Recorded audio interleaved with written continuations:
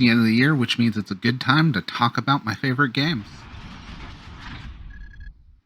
Hey everybody, Bobby here from the GM table, and in all honesty, I've been sick all week, so I need to do a kind of an easier video. And what better thing to do at the end of the year than my top 5 games of 2020. Now, full disclosure, one of these games did not come out in 2020. It came out in 2019, but I didn't discover it until 2020. It is one of my all-time favorite games now, and well, it's my list, so I'm going to make the rules. Surprisingly, though, all the other games actually came out in 2020. It was a really good year for games. Some of these games I've already done reviews on, the others I have reviews planned on coming out, but with that out of the way, this is going to be very quick rundowns of my top 5 games I've experienced this year. Some of them I'm still running or running a version of, and some I recently finished running. But with that, we will start with the one game this year that came out in 2019, not technically 2020, and that's Things from the Flood. Okay, if you're not familiar with this, this is the sequel to Tales from the Loop. And honestly, if you have to pick between one or the other, I pick this one. This just evolves Tales from the Loop in almost every way. It's not like 10 to 12-year-olds. You're playing teenagers in high school. It's a darker game. It adds character death, which Tales from the Loop doesn't have. It's also slightly more eldritch in what's going on in the world.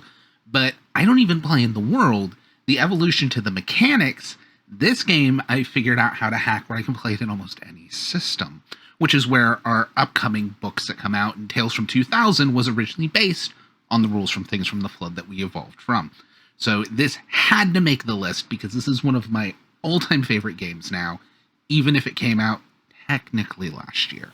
We might as well get all the Free League Publishing games out of the way. Things from the Flood was by Free League Publishing, and so is Alien RPG. I actually just finished a mini campaign of this game, and I love it. When I first picked up this book, I was actually worried it was a little crunchier than what I would want from a Free League Publishing game. Not that I'll never run crunchy games, though some games are crunchier than I'll ever run. But once I sat down and really got through this, outside of the formatting issues of sometimes rules are in weird places in the book, the rest of it, this game is amazing. The big thing you need to take note with is this is essentially like playing Call of Cthulhu in space. Not the rules, but the mentality. Because this isn't typically a game you win. It's about how long you can survive in the story you tell until everything goes wrong. Just getting all those Free League Publishing games out of the way is when I don't have physically. Free League's been great about sending me physical books, and they offered to send this to me, but I found they were shipping from England. I'm like, no, don't keep sending me stuff from England unless it's something I really, really need. I may change my mind on this one because it's Vaesen. I hope I'm saying it correctly. This is Nordic horror. And it is kind of, mechanics-wise, the middle point between Mutant Year Zero, which is like the crunchiest version of the Year Zero engine, and games like Things from the Flood and Tales from the Loop. It's kind of a middle point where you still get basically edges, but the rules are a lot lighter when it comes to damage and conditions. But there's actual conditions where in those, all conditions are kind of narrative and they all do the same thing, which I love. But this doesn't get too bogged down with what conditions do, but they do matter. In a lot of ways, this is kind of the crunch level of D&D 5e in Free League Publishing's Year Zero engine. I'm not saying it's 5e as a game, but it's about the same level of middle crunch. And I really, really enjoy this game. I love Nork saying it's a different take on horror. It pulls from a totally different pool of folklore and culture, and it's just very unique. Now, since I'm already discussing games I only have digitally, we need to talk about Cyberpunk Red, because of course Cyberpunk Red made my list. I really, really like this game. This game is so freaking cool. I will admit, this game is the one I've spent the least amount of time with it at the table. I've only done a one-shot of it so far, but I'm loving it. I had the quick start when the quick start first came out. I picked this up digitally as soon as I could because I cannot get a physical copy anywhere that doesn't cost an arm and a leg. I will be getting a physical copy now that I've read the full digital version. Highly recommend. If you're enjoying Cyberpunk 2077 and you like the story, If you're a fan of Cyberpunk 2020, Cyberpunk Red is the middle point between the two, story-wise, but also kind of mechanics-wise of, I would say this isn't as crunchy as a lot of the stuff I encountered with Cyberpunk 2020 in a good way. And I really love that there are 3 different tiers of character creation at almost every step of character creation, where you have essentially pre-generated characters with very little choice, but it's all pre-done for you.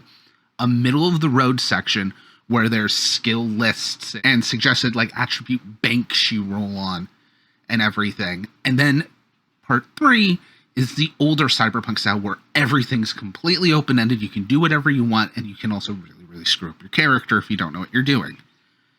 If you have somebody at the table that wants to spend 3 days to make a character, they can. If you have somebody at the table that wants to spend 5 minutes making a character, they can, with the exact same book, and those characters can play side by side. And I love that they found a way to basically make a game for all different levels of complexity. Finally, a game I took a chance on that's very weird. A tiny little game. I have reviewed this game already. I have even run this game for other podcasts. And that's Mall Kids.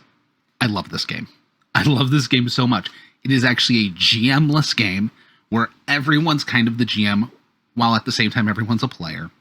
You go around telling stories about a single day at a mall. Once you add in the supplement, more malls, more kids, this really opens up. Because this adds doing horror games. This adds doing post-apocalyptic games. All kinds of stuff is added in. And the two combined is still dirt cheap. So I just count it as one game. And I really love it for one-shots. It's made for one-shots. It's not made for campaign play. But if you ever wanted to play Empire Records or Clerks or Mallrats as an RPG, that is what this was made for. Anyways, that's it. It's a short video. Again, I've been sick. This has actually been a lot of takes where I'm hacking up a lung or I'm blowing my nose or all kinds of stuff that nobody wants to see on camera, and definitely means I don't have the time or energy to do one of our bigger videos that are still coming. We have some really cool projects. But I figured this was a good one to do before New Year's and even before the holiday season if we squeak it in just ahead of time. Anyways, I'll catch you guys next week. Bye.